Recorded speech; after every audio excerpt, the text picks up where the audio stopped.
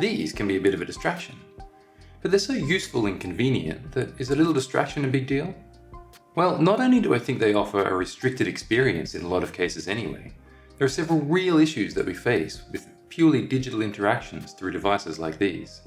Some of those issues are social, for example, the loss of the physical contextual hints we get through face-to-face communication, or the need to present one or more personalities between our physical and digital lives. One study showed the increased use of technology, not just in our digital social interactions, but even in our face-to-face situations.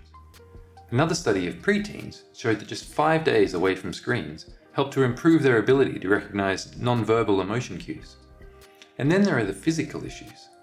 For example, the degradation in eyesight that we get because of the fixed focus that we have when using devices for long periods, and the poor postures we adopt and hold for hours to use them. And then there's the effect of blue light and constant mental stimulation on our sleeping patterns. And then there are issues that have less well-studied impacts. For example, the physical, emotional, and psychological impacts of the loss of tactility and physical connection when interacting with other people, with the natural world, and even with man-made objects. The actual long-term effects of these issues may not be known for decades. And by the way, I'll link to these studies that I've mentioned in the video description.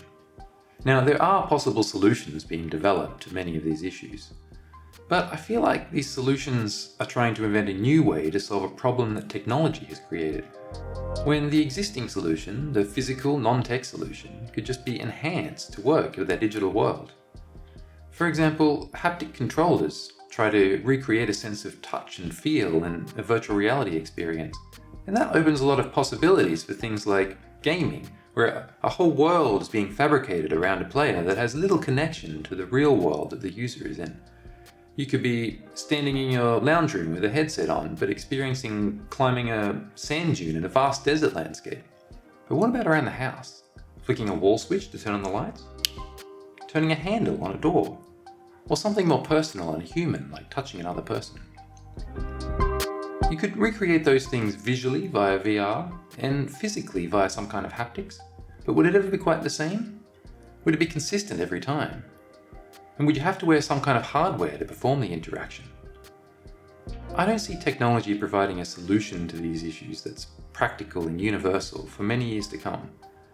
But I think we can solve these issues right now with the technology that we have, with some thoughtful and human-centered design. So that's an overview of the problem that I see. And in the next video, I'll give an example of how I think we can use some thoughtful design to better bridge that physical and digital divide. Thanks for watching.